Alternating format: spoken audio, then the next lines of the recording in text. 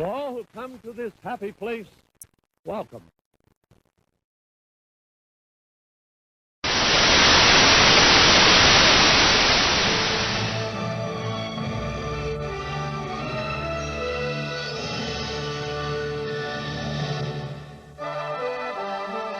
Tonight, the legacy of Walt Disney comes alive in Europe.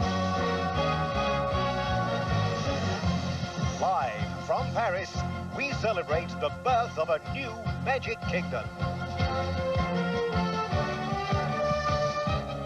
With the grand opening of Euro Disney. Let's just say it didn't go very well. Hello everybody, today we are going to be talking about a Disney park that I personally have never been to. But that's perfectly okay because when this park opened, neither had most of Europe. Today we are going to be talking about Disneyland Paris, or as it was known back then, Euro Disney. We're going to be talking about Euro Disney's troubles and problems as the very first Disney park to open in Europe. So join me today as we take a look into Disneyland Paris's past, present, and future with Saving Euro Disney.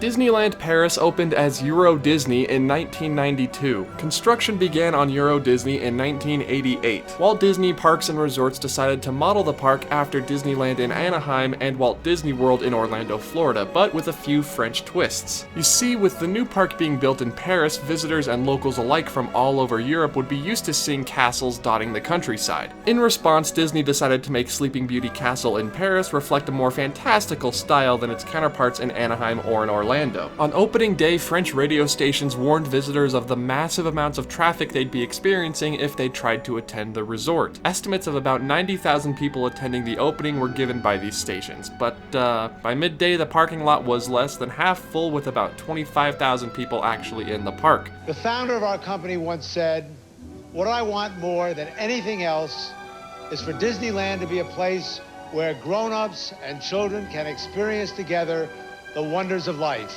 of adventure, and come out feeling the better for it." Well, Walt's dream is also our dream for Euro Disney. But of course, this was only a taste of the failure Euro Disney would go on to experience in its first years of operation. I mean, sure, when Disneyland in Anaheim opened, people were sinking into the ground, they ran out of food, everything was going wrong, but at least people showed up. But to understand why opening day at Euro Disney was such a terrible event, we have to go back a few years to the announcement of Euro Disney.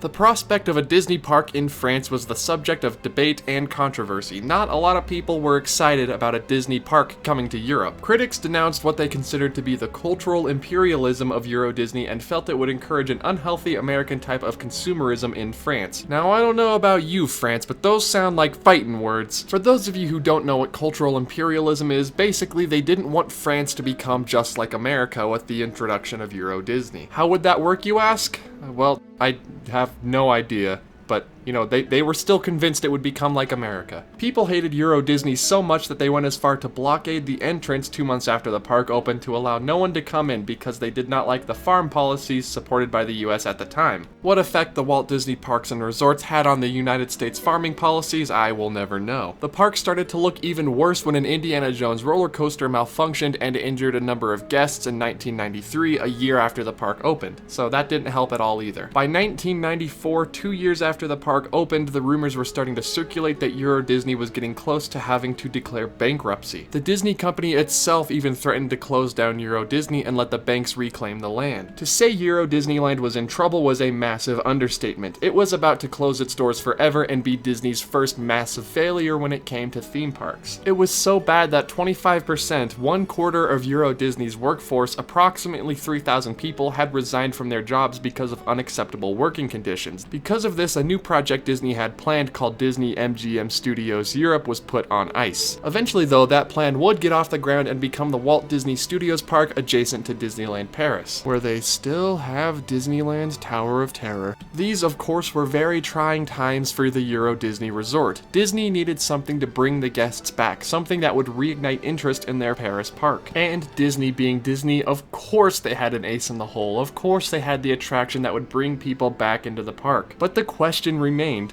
would it bring enough people back into the park?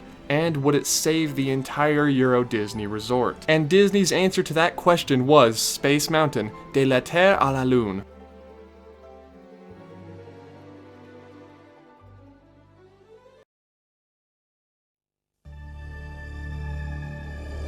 Your destination, outer space.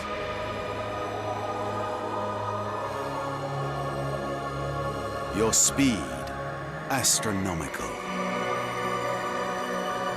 Your closest encounter, asteroids.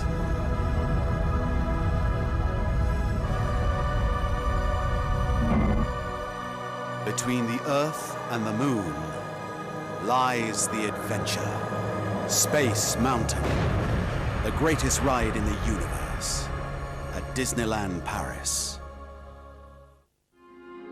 Space Mountain from the Earth to the Moon opened in 1995, 3 years after the park's opening, with hopes of reinvigorating the park and getting people to finally visit. This brand new incarnation of the popular Space Mountain roller coasters at both Anaheim and Walt Disney World had been planned since the inception of Euro Disneyland under the name of Discovery Mountain. But Disney decided to shelf the project just in case they needed a reinvigoration of public interest in the park, and that's exactly what they needed right now, very badly. Originally, this version of Space Mountain was meant to be a sort of pavilion where multiple attractions would sit inside the show building for Space Mountain. These attractions included a large version of the Nautilus, which ended up outside the attraction, an underwater restaurant, a copy of Horizons from Epcot, a Disneyland railroad stop, a free fall ride concept similar to the Tower of Terror, Space Mountain of course, and walkways linking to Videopolis. Discovery Mountain's budget became so huge that cuts were inevitable. This of course compounded with the fact that nobody went to Euro Disney in its first 3 years of operation. Disney decided to scale back the plans for the pavilion and removed all the attractions inside the show building except for Space Mountain.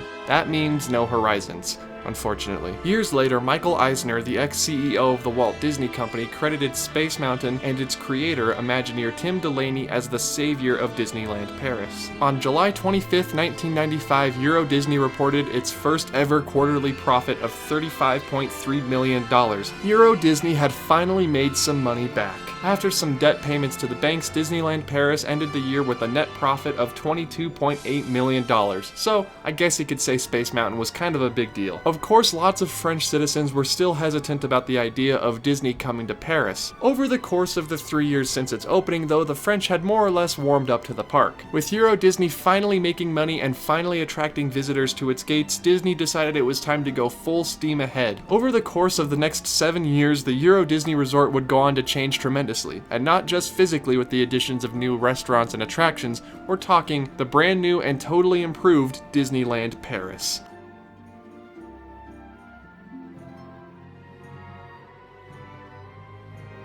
In March of 2002, Euro Disney changed its name to Disneyland Resort Paris. And by 2005, having been open for fewer than 15 years, Disneyland Paris had become the #1 tourist destination in Europe. That's right, more people were going to Disneyland Paris than were going to the Eiffel Tower or the Louvre. Disneyland Paris had even opened its second gate, Walt Disney Studios, in 2002. Walt Disney Studios was along the same vein as Hollywood Studios in Orlando, or as Disney California Adventure in Anaheim. Looking towards the future, or the present if you're watching this in the future, Disney has announced an expansion for the Walt Disney Studios park featuring Frozen, Marvel, and of course, Star Wars. So to say Disneyland Paris has changed a lot since its opening and has overcome many obstacles would be sort of an understatement at this point. From its rocky opening day where only 25,000 people attended the opening, to its massive expansion that is being planned now, Disneyland Paris offers a unique Disney park experience that you can't get anywhere else in the world, with Space Mountain Mission 2, Phantom Manor, and heck, even throw in that Dragon's Lair because I really want to see that dragon someday. And it's thanks to these unique experiences and the Imagineers that made it all possible that Disneyland Paris continues to be the top tourist destination in France. And I think a lot of you can agree with me when I say I hope it continues to be for years to come.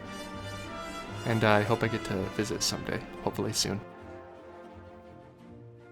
Hello everybody, thank you all so much for watching this video on Euro Disney or Disneyland Paris. I'd like to call it Disneyland Paris myself. What did you guys think of the video? Do you think I should do more videos regarding parks from around the world instead of just focusing on mainly Disneyland or Walt Disney World? Let me know down in those comments below. Let me know what your favorite attraction at Disneyland Paris is, or what attraction you'd love to ride someday. Mine, of course, is Phantom Manor. Please be sure to follow me on Twitter. You will get updates regarding my channel, and also feel free to donate on Patreon. Patreon perks are back. If you're a Patreon patron, you've probably heard the first half of this episode already by now, so congratulations. Also, the Offhand Discord is back under new management and better than ever. If you guys would like to join the Offhand Disney Discord, there is a link down in the description below. You can discuss all things Disney and all things Offhand Disney. If you enjoyed this video, make sure to like this video and ring that notification bell. It really helps me out a lot, gets me a lot of people to watch the video if you subscribed, because for some reason YouTube doesn't want to show people who have subscribed to me that I have uploaded a video. So hit that notification bell so you're notified when I upload a new video. And as always, everybody, thank you all so much for watching this video. I will see you all in the next video. Goodbye.